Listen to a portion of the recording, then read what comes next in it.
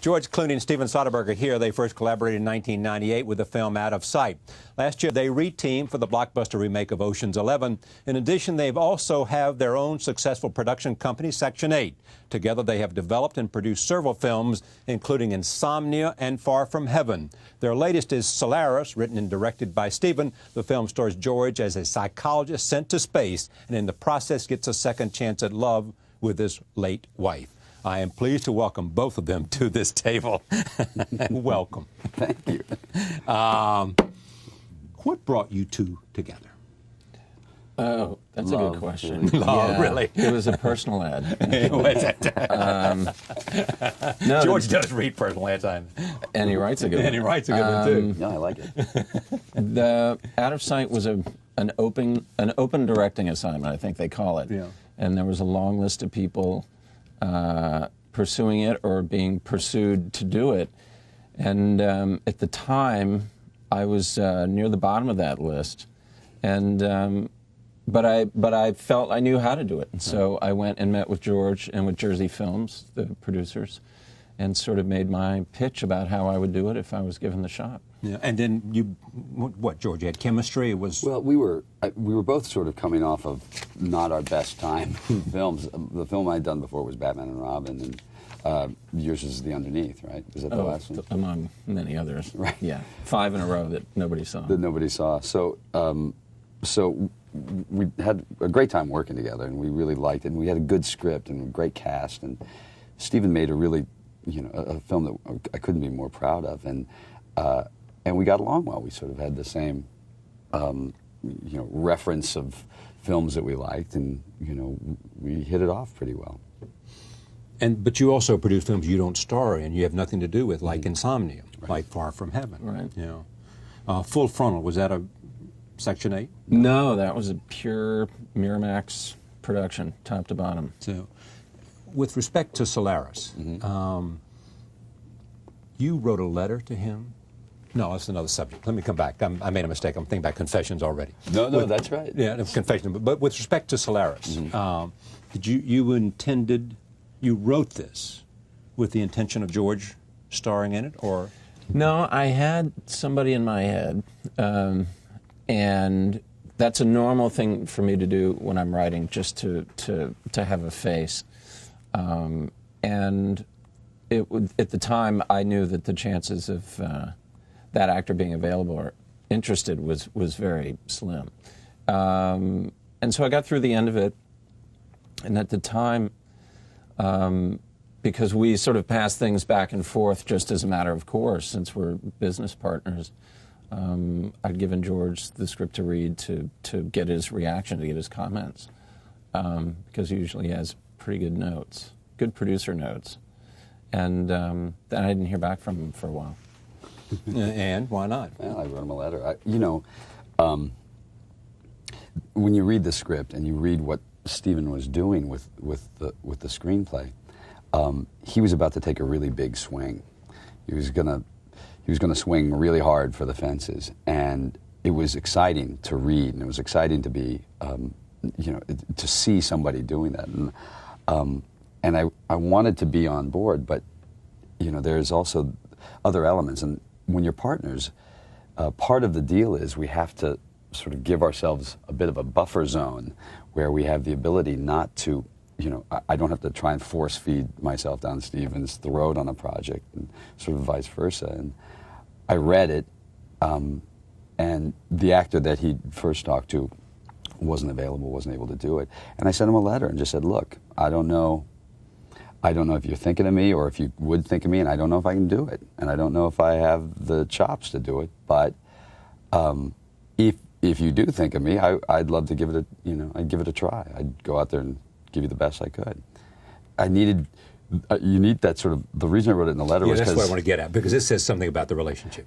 It's important. First of all, I like writing letters. I think they're great. They're good to have in your hand. But there's also something else, which is, if I'd said to him right here, hey, how about me? There's that, and you need them to do that privately. Yeah. People need space. They need a buffer zone in a way so that they can just sit back and think it through. And I wanted it not to be a, yeah, good, kind of thing out of politeness and somehow form some sort of an awkward thing. We work really well together, so part of that is by giving space, you know. And you got the letter? I was a little afraid because George does like to write letters, but normally when something's gone horribly wrong.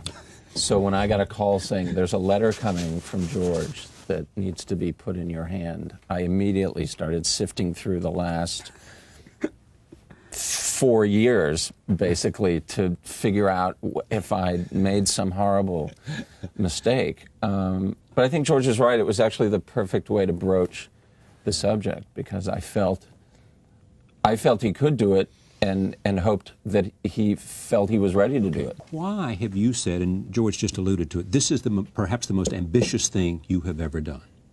Yeah. You've done a lot of very ambitious films, it seems to me. Well, I guess for me it was ambitious in a couple of ways. Conceptually, it was ambitious. It was about everything that I'm interested in, all rolled into one movie. And it was an attempt on our part to make a movie like 2001 that provoked that kind of discussion, that kind of controversy, and that risked having a lot of people look at it and go, you know, what does this mean? What is it? I mean, what happens in the film is very clear, right. I think. What it all means is open to several different interpretations, more than any other film I've made. And to do that with the backing of a studio, making a sort of mainstream Hollywood film with a movie star, is not normal these days. Was it the actor, or was the character that intrigued you, or the story, the ideas that are expressed in this movie? Both, obviously. When you actors, it's very hard for an actor to read a screenplay and first not just read his role. It's almost impossible to divorce yourself. You know, if a sound guy goes to see a movie, he can hate it because, you know, the sound isn't right. It's just part of your, you know, being. But I also loved the idea that he was going to tell a story and he wasn't going to answer anything. He was going to literally and purposefully, without saying, without it being an accident, leave the questions all out for everyone to sit in the theater afterwards and go out to dinner afterwards and talk about. That's a really, that's out there, and that's scary. It's scary for a director because obviously it leaves you, Steven, open for shots, because people will go, well, I don't understand it, so I dismiss it. It's about what? You have said it's about, and I mentioned here in the script, you know, it is about the idea, it's a love story. It's right. About a romance. It's about the idea, if you could do it again, would you make the same mistakes? That's the initial pull into the film, what gets you into the heart of the movie. And then what it becomes about, I think, by the end, is surrendering to the unknown.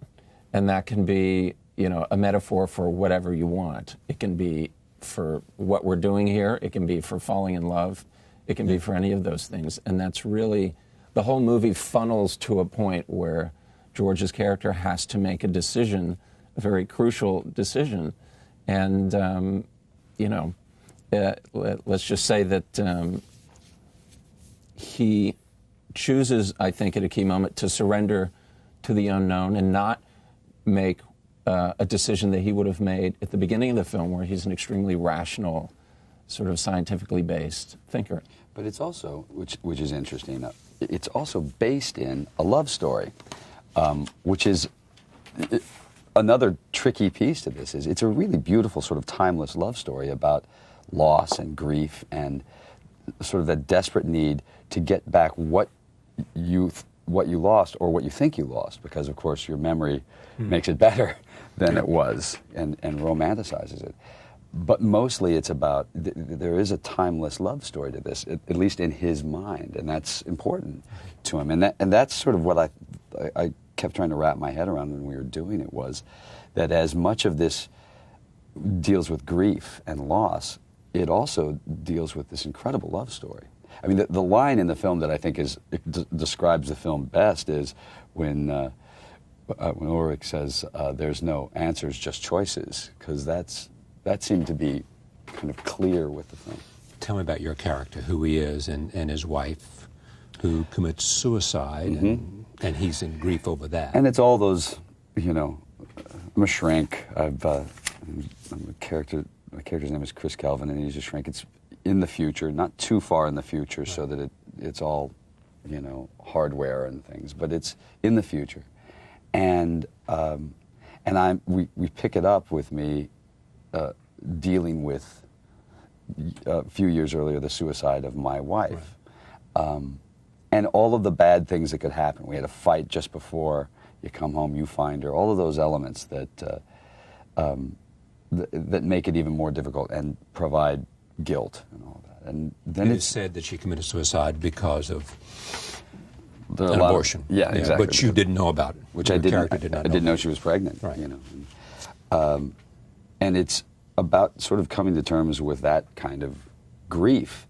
And he was a character that from the very beginning, when I read it, I thought, man, I've never been given an opportunity to play that kind of a role, because there aren't places for actors to hide in. You know, we all have really good spots. You know, there'll be a joke, or there's some action, or there's something, there's charm, there's whatever you get to use to sort of protect yourself, insulate yourself in a scene. And there weren't any of those in this. This was just, you know, you'd have to just sit in the room and Steven would go, okay, you know, last 30 seconds of your life. And you'd have to just go, and you couldn't protect.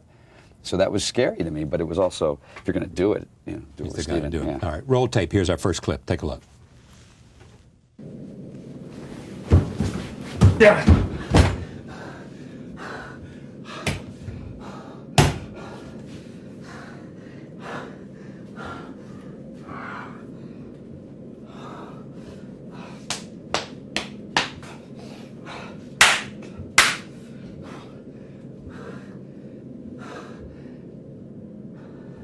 Who plays your wife? Natasha McElhone. She's fantastic. She's a good actress. Yeah. Really smart actress. You chose her because that's a pretty good way to start. Yeah, she was somebody I had in mind as well. When I was writing, I'd seen her debut film, which was Surviving Picasso, a James Ivory film, and just made a mental note. Great, smart, sexy, grown-up. And, you know, when I finished the script, literally called her representatives and said, bring her over, I want to put her in a room with George. Yeah. And it worked. You do everything. You wrote the script, you direct it, you shoot it, you edit it. You do all those things. You don't get credit for the back half. On this one, yeah. On this one. Part of that was, this is going to be the last film I make for a while. You gonna go away for a while? I'm very ill. No, I need a break. Sick of films, is that what it is? Yeah, really. You need a break because you've been working too hard. Yeah, we've made Ocean's 11, Full Frontal. We've made 7 back-to-back, starting with Out of Sight. So I'm beat. Need a break. Yeah. Well, I mean, Traffic. I mean, you were nominated for 2 Academy Awards last time out, as I remember. Yeah, that was seems like 10 years ago. Yeah.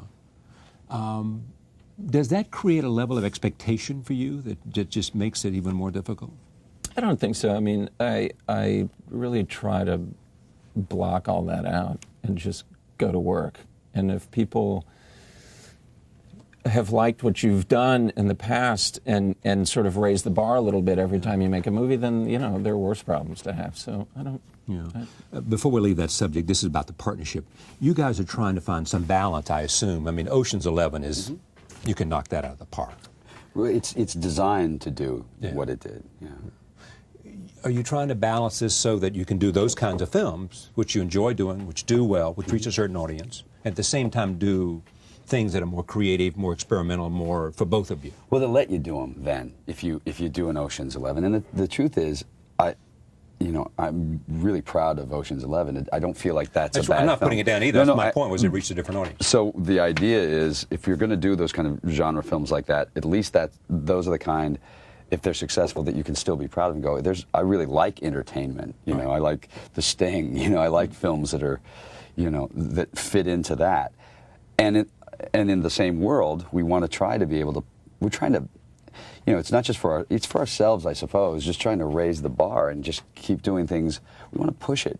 Yeah. It's fun, and you know, we want to try and get. And what's amazing, this is a very brave film for Fox to do. It's very brave. This is not a studio film. It's brave because it's not an automatic audience getter. No, it's not, and it's and it'll alienate some audience members. That's okay, because this is the kind of film that 10 years from now, all the people who were involved will also still be bragging about their involvement. Alienate them because of what? Well, because if you go to movies and you want everything told to you, you want to go to a movie and just have a bunch of stuff told to you, exactly. then you're going to find the sort of rhythms and the aesthetic of this movie very unusual, because it's just showing you things, and it's not editorializing about them. It's not trying to spin them. It's not trying to sort of, you know, reach down your throat and pull the emotions out of you, even though it is a very emotional movie. And so I think for a lot of people who are used to sort of having everything done for them, it's just going to be different. Okay, let me make this point too, and you help me understand the difference in terms of previous films. The previous film did not have flashbacks to when they were alive. No, there were a few scenes interspersed that took place on Earth, but the relationship as it existed on Earth before was not explored. And why do you do it here? Well, because, as we were saying, when you talk about the issue of a second chance, are you sort of predetermined to follow the same trajectory again, given similar circumstances? It seemed to me you needed to show the relationship on Earth so that you felt this undertow that was beginning to tug at them. So the hardest thing for you to get done here in making Solaris is what? For me? Yeah. I think finding a way to have the film be emotionally clear and direct. That's what I think is going to be interesting about how people respond to the film, because I think actually there will be a tendency on the part of some to overthink it when in point of fact the film in emotional terms is extremely simple and extremely straightforward. And so for me to find this sort of if you imagine like a musical staff, you know, to find a way to interweave all the questions and the plot and the emotions so that people came away saying, well, I felt something. You know, I was very, very connected to the characters, and yet these things that are open-ended seem to support that and not irritate me. Like the unknowing of the future, like life after death. Sure, that's a big question in this one. What's the central dilemma for this character? Well, the central dilemma is that he's completely lost. He's lost his will to live. Ultimately, he's lost anything that interests him, because some of it is guilt, but a good deal of it is just plain loss and grief, and that it's not something that's fixable in a couple of scenes. You know, it's not. It's people who've been married and lost someone and have to go to parties and try to reconstruct their life, and it doesn't work yet. It doesn't fit into those things, and you can't just sort of jam it in and make it work. It doesn't fit, and so you're always just off. Everything's just out. You know, the early phone conversations I'm having, you just get this sense that you're doing everything right, playing by all of the rules, but it doesn't fit, doesn't work. What does your life experience tell you about the answer to the question, if we had it to do over, we'd make the same mistakes? Well, it seems to be, it's a good question. You know, I'm trying to be careful to answer it, because I don't want to sort of lead other people in certain directions. But, I mean, I have my own sort of beliefs about all of it, about God even, about all the questions that sort of take place. I also think, you know, there is the possibility that we'll do with all the same information, with all of the information in front of us, we might just do the same thing again. Make the same choices. Might very well. I mean, you look at your life. I look at my life and I go, okay, if I had my life to relive right now, there's 5 or 6 spots I'd like to really do differently, that I really blew it, that I did something lame and I really want it back. But I'm at the best place I've ever been in my life, creatively, personally. My life, you know, it couldn't be better. So all of those things led to this, including those mistakes. Exactly right. So I'm not sure that redoing them works. and would help. I don't know. I might end up somewhere completely different. Do you agree with that, Steven? I certainly do. Absolutely. You know. I mean, here you are, as hot as a director can be. I feel in your professional life. Actually. Oh, come on. We got the uniform. I know. Black sweater, white shirt. Black sweater, white. Yeah. I didn't get that. No, but I mean, it is true for you too, isn't it? Look, I own the mistakes. I own the, the good times. It's all part of, if everything goes like this all the time, it's But you're boring. taking time off because you're just tired? I'm tired. Just that, fatigue. Yeah. It's not because you want to re-examine something, not because you want to rethink something. It's not, or maybe it is. Why? What have you heard? I know. I turned 40 in January. So. You did? Yeah. Well, But you can help him with that. I mean, you've turned 40. I'll let me know what it's like. I can't wait to turn 40 myself. You're how old? 41. That's what I thought. Yeah. So was it a big deal for you? No, it's We okay. had a nice party. You had a nice party? No, look, I'm in the luckiest group for the profession that I've chosen. I'm at 40. There's more work than ever for me. Work-wise, health-wise, I've never felt better. So everything was going pretty well. So now, having said that, I'll break my leg stepping out here. Well, or you'll think about all the roles and what difference. I mean, it would have taken you on a different route. It may have been that the route you might have taken, if you'd taken different roles or won other roles, might have made a different kind of career. But you can't imagine it would be any better, no matter what it might have been. Well, Yes? you always imagine things could be better because it never feels right. You never feel complete. And you never think you did it completely right. But on the other hand, I'm in the position now where we get to make movies we want to make, and we get to do them.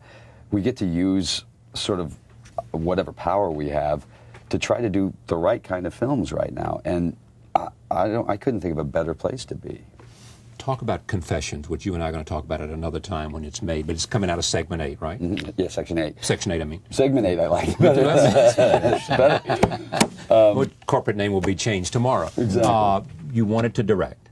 I didn't want to direct. I had a great screenplay that I wanted to get made and was falling apart and had a lot of money against it because it was in pre-production several times and fell apart.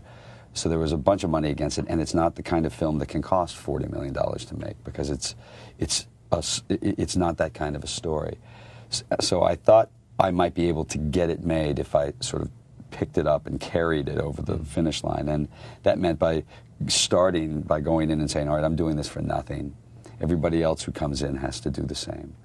We've done that. We did it with Solaris too. Yeah. The idea is if you're willing to take the money quotient out, and you're in a position where they'll pay you a lot of money, then you're knocking off a considerable amount of the budget right off the bat, so that they'll make Solaris, and we get to push those kind of films. Now, Confessions is the story of Chuck Barris. Chuck Barris, the Gong Show host. I mean, Gong Show, creative game shows is what he did. And he had supposedly had this life as a CIA assassin. Right. That's what he wrote about, at least. Yes, that's what he wrote about. I don't know whether he was put on from him or not. Is that part of the movie, or? We'll leave it up to interpretation on that one, because again, it's another of those films that that you get to look at and make your own decision. Here's what's interesting: you are directing that during the day or at night, or editing it. You're editing that while you're acting for Steven. Yes. During the day. But that worked. I was exhausted. I mean, I was really exhausted. But that works to your advantage because it's harder to put up any kind of fights. Okay, but did you have to convince? Who did you have to convince that you could direct this thing? Anybody? Myself, first of all. And you had questions about that? Oh, sure. I still do. What kind of questions? Well, whether or not you know where to put the camera, because I had a good screenplay, I could get good actors. So then it comes down to, am I able to get this on camera? And it wasn't a film that you could just shoot. You sort of had to manhandle, and because it's a really tricky narrative. This one's it's not a little easy film to do. So it's tricky. And Steven came on as an executive producer, and was. He got the final cut of the film as a protection for me, and as a protection from you? No, for me. For you. Because usually a first-time director won't get a final cut. The studio does. But what we've done as producers a lot is we'll be able to get a final cut and give it to the filmmaker, protect them, so that they get to make the film they set out to make. And sometimes that works really well, and sometimes it works not as well. So when Harvey, whoever suggested this idea, Harvey Weinstein of Miramax, you were okay with it? I suggested it. It was your idea. I said, well, let's I'll get a cut, you get a cut, and then we'll let, of the three of us, the best filmmaker get the final cut. And you're okay with this role? It seemed like a good solution, you know, because it's I want to protect the filmmaker, and it's sometimes that involves protecting filmmakers from themselves. I mean, I've had producers who do that. protects you from yourself? My producers. Does it really? Absolutely. How about your partner? I mean, he might look at a film you cut and say... Sure. No, I remember screening Out of Sight for George, and he had some notes that I thought were excellent, and they were that stuck in my mind because they were producer notes, they weren't actor notes. Yeah, you can't do this here, but I want you to try at least. What's interesting about George for me is that he's both on the one hand enormously funny and has this light sense, but there's also a guy who takes his work very seriously. Well, I think that's what right. I think that's what we sensed immediately, was that we were extremely work driven, and also felt really fortunate to be doing this. I mean, it's so and we also have sort of the same, you know, a set that we're on usually, with the exception of Solaris, because this was such a different energy. It really was different to watch people come on the set. They'd go, "Hey guys," and they'd just be dead. And they're like, "All right, I'll see you guys later." Yeah, not the time. But we're in that life is too short world as well. We don't want to be working with difficult people. Absolutely. Because what we do is a privilege, and we want everyone who's there to feel like it's the same. Yeah, it is so much fun to do what you really most want to do. To do it with people that make it difficult, painful, it ruins the experience which you've been given to have fun, do well, and work hard and share. As you get passion. older, you learn that later. more and more. Yeah, you do, because time is. Yeah, I mean, you really do feel like I don't want to. Who needs that? Like the clock's running on all of us, you know, and who wants someone around who just is a bad vibe? Okay, when it comes to Solaris, you're the director and you're editing it. You know, so what role do you play now in a film in which you are nothing? The star. This is all I do is walk in, do exactly what he asks me to do, try to do exactly what he asks me to do. No, that's really true. You have to remember, I was also, you know, the reason you go to do a film with Steven and that he does all of the things in the film is because he's in control of that. And so my role in that is to be part of this machinery. It's a good thing to do. I've survived and done the best over all the years being part of a bunch of people working at the same time, and he's at the helm. That's good. It worked. Out of Sight was an ensemble piece in every way. You know, Oh Brother was, Three Kings were. The films that I've done that I've been most successful at, ER was an ensemble. It works best if you're part of this machinery and you just try and keep that going, and someone has to be at the helm. He is, and that's a good thing. I want to see one more clip from Solaris before we leave, which is one where he tells her why he needs to believe that she is real. Right. If there's anything you could do now that this film is made, would you change anything? Wow. Well, yeah, you'd always change stuff. But at the end of the day, this was just one of those, I don't know if it was just so many films back to back, or the subject matter, or the jobs. It was hard. It was just hard. I read one thing you said, which was interesting, is that you talked about the films about all these things, about connections and about life and love and happiness, all these kinds of things. And then you said after you made the movie, you found out it was about something else. Do you remember that? Oh, absolutely. What was that? This one? Yeah. I don't know Solaris. yet. I don't know yet. You know. Because we just finished it, literally. And it was such, I purposefully kind of block out those issues, those questions, and go completely on instinct. I mean, this all happened very casually. The whole thing started because of a conversation that I had with someone at Fox who said, "Hey, have you ever been interested in science fiction?" I said, "Well, if it was something like Solaris." And that's how this started. If it was something like Solaris, Right. because you'd seen the movie? Yep, and read the book. And read the book, both, before you even got involved in the project. Yeah. So that's pure chance that somebody said that. But you're using science fiction here simply to tell a story. Yeah, I mean, what's great about science fiction is it can be this sort of launching pad for larger ideas, and this was certainly that. All right, roll tape. Here's that clip. So even if you remember something wrong, I am predetermined to carry it out. I'm suicidal because that's how you remember me. I don't believe that we're predetermined to relive our past. I think that we can choose to do it differently. The day I left and you said that you wouldn't make it, I didn't hear you because I was angry. This is my chance. We were talking about this film, which is about ideas and asking questions, and you said something interesting, that in between 65 to 75, Pretty much. you know, Yeah. you had Stanley Kubrick and a lot of people who did 2001, which you've said is one of the most influential films on Of you. all time. On all time, Yeah. Mike Nichols, you've got Mike. Sidney Lumet, you've got, you know, And this, all the guys. and what seemed to be at play there was, you said, guys that are asking, and women who are in the film business asking questions. People asking questions and not supplying all the answers. And you watch films like, you know, Ashby films, you know, watch, you know, Harold and Maude. I mean, just, it's amazing to think that studios actually made those films.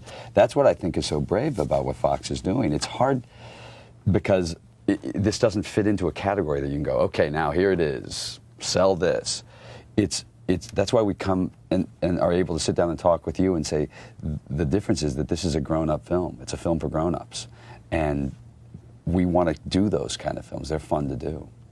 And at the same time, have the full spectrum of other kinds of movies you want to make as well. Sure. That entertain and bring you in and make you, take you to another place. Yeah, period. we hope. That's why I go to the movies. To be taken to another place. Yeah. All right. Thank you. Great to see you. Thanks so much. George, Thanks. great to see you again. You too.